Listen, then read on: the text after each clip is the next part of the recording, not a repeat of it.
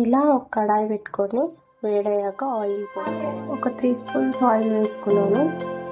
Oil heat అయ్యాక onions వేసుకొని onion, జీలకర్ర, గార్లిక్ ఇలా దంచి వేసుకున్నాను. ఫ్రైస్లో ఇలా గార్లిక్ వేసుకుంటే చాలా టేస్ట్ ఉంటుంది అండ్ హెల్త్ కూడా. ఆనియన్ గార్లిక్ వేయాక పొటాటోస్ వేసుకున్నాను. నేను సన్నగా తరుపుతున్నాను.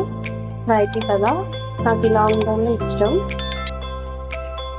ఒకసారి కలుపుకొని దీనిపైన సాల్ట్ వేసుకొని మూత పెట్టుకొని ఒక 5 మినిట్స్ ఉంచుకోవాలి.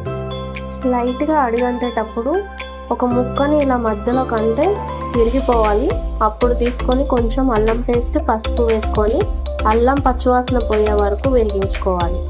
ఇలా ఒకసారి మిక్స్ చేసి మొత్తం కొంచెం సిమ్లో పెట్టుకొని మళ్ళీ మూత పెట్టుకోవాలి.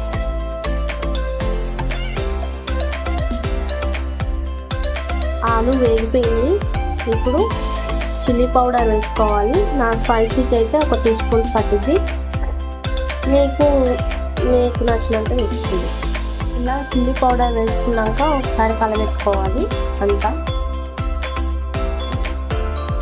చిల్లీ పౌడర్ వేసుకున్నాక సిమ్లోనే ఉంచుకోవాలి, లేకపోతే మాడిపోతుంది. అయిపోయిందండి టేస్టీ ఆలూ ఫ్రై.